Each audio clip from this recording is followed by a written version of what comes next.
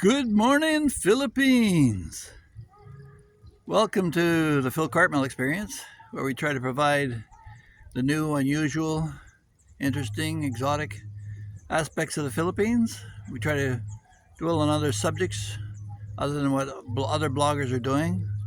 But something came up on another site, and I'm not going to give the guy any credibility by mentioning his name, but he indicated that doesn't have a ring on his finger yet, and that Philippines, there is no divorce, and hence his hesitation of making an announcement. Um, Guys, you're living in a different world. If you come here, please respect the world you're coming into. Yes, divorce among Filipinos is illegal, and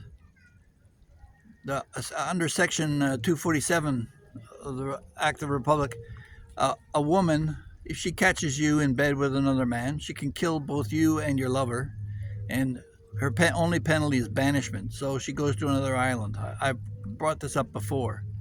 But in your world, our world, I don't want to be a hypocrite here, we could just go out for a pack of smokes and disappear. We go home, we file for divorce in our own country, and if we decide we're going to come back to the Philippines, we'll have to register that with the Philippine courts before we return. And that's how we get around with it. That being said, I mentioned this before, ladies, if you're in the Philippines, remember that your Western man, his first marriage, the chances of divorce are 55%, second marriage 60%, third marriage 70%. But if you marry another Filipino and stay with your own kind, your chances of divorce are 2.3%. And even if you live together common law in the Philippines, your chances of divorce are 14%. So the Filipina is taking a huge gamble. She's playing high stakes by marrying a Western man. She's looking at, well, maybe he can provide me a better financial life and a better future for any children I have. But the flip side of it is that the guy could just get on a plane, take off to Thailand or some other place where the ladies put out more easily, or just go back home and file for divorce and play the game again. Remember, ladies, that men are by nature, by design, are meant to be polygamous, to have multiple mates, spread their seed, and create as many offspring as possible. But our modern culture has reined in the beast. You, on the other hand, ladies, you last a little bit longer. The traditional 7-year itch, where you decide to cheat on your husbands, that happens a fair bit, and that's the reason why most divorces in America are filed by women. Over an overwhelming 80% of them are filed by women. Now, whether that's because they're claiming infidelity from their husbands, or whether that's just the excuse they need.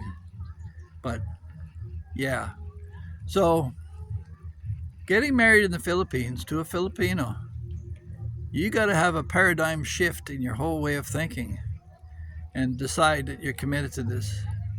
So maybe bringing your Filipina back to North America is not such a great thing, because she could end up thinking the way that the rest of your culture has. And I hear from many guys saying that bringing their Filipina to the West was probably a big mistake.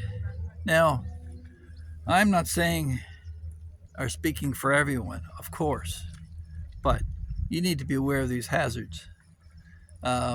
Personally, my wife and I, we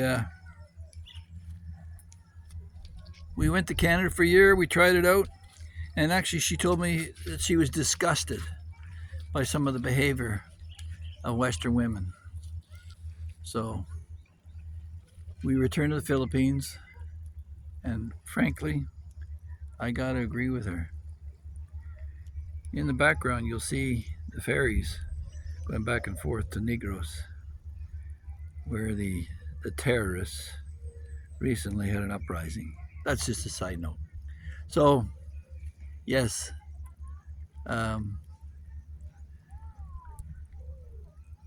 marriage is a commitment. You've all heard that over and over again. But the Philippines does offer a Western man a chance to reset to his factory settings, which are to find a woman and raise a family, offer traditional protection, and she offers traditional nurturing. So if that's what you're looking for, yes, come to the Philippines, check it out. Um, they're some of the finest people you'll ever want to meet. So with that, we'll pack it in, and you guys have a great one. Bye bye.